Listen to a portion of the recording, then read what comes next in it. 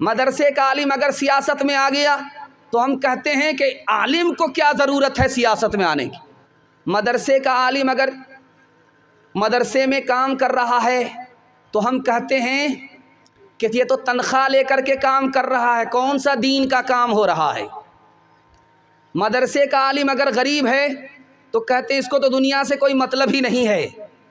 मदरसे का आलिम अगर अमीर है तो चाय की दुकान में बोलते हैं कि रातों रात कहाँ से मालदार हो गया, ज़रूर घोटाला किया होगा।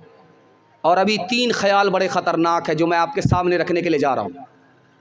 क्या कहते हैं कि हुजूर के ज़माने में मस्जिद बड़ी होती थी, अभी के ज़माने में मदरसा बड़ा हो रहा है, मदरसे पर उंगली उठा रहे। हुजूर के ज़माने में सहाबा के सीने में दर्द होता था, आज के मदरसे के आलिमों के सीने में दर्द नहीं है, आलिमों पर उंगली उठा रहे। तीसरी बात, हुजूर के ज़माने में कलिमा और ईमान की तालीम होती थी, आज मदरसे में कलिमा और ईमान की तालीम नहीं होती, मदरसे की तालीम पर उंगली उठा रहे। जानते हैं उंगली उठाने वाले का कितना बड़ा नुकसान है? 3 नुकसान है।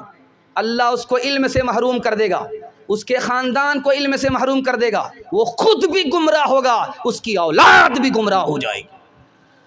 हाथ जोड़ करके मैं आपसे कहता हूँ, आलिमों से मोहब्बत कीजिए और मदरसे में भेज करके अपने बच्चे को तालीम दिलाइए, मदरसे का ताउन कीजिए। अल्लाह के वारिस, अल्लाह के रसूल के वारिस से मोहब्बत कीजिए, अल्लाह आपसे मोहब्बत करेगा। अल्लाह के रसूल के घर पर आप मेहरबान हो जाइए और अल्लाह के रसूल का खुदा आपके ऊपर मेहरबान हो जाएगा। अपना बच्चा स्कूल में, कौम का बच्चा मदरसे में, हाथ उठाइए इंशाअल्लाह।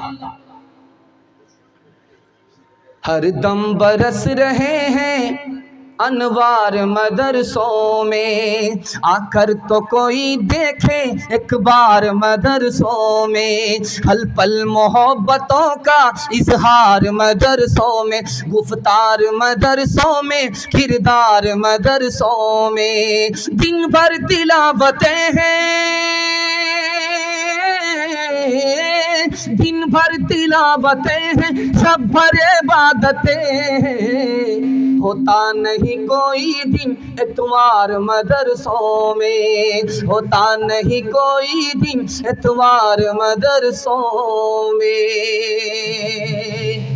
दूसरी बात को याद रखिए नुक्ते की, पानी जब ज़्यादा आता है नदी में, समंदर में ज़्यादा पानी जब आता है तो सैलाब आता है, बस्ती तबाह हो जाती है, खेती तबाह हो जाती है। जब ज़रूरत से ज़्यादा पैसा आता है तो दीन बर्बाद हो जाएगा।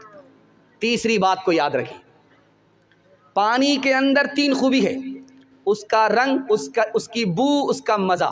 ठीक है तो पानी पाक है, पीने के लायक है। अगर पानी में ये 3 खूबी में कोई एक खूबी ख़त्म हो गई, रंग, बू, मज़ा ख़राब हो गया, तो पानी नापाक हो जाता है, पीने के लायक भी नहीं रहता।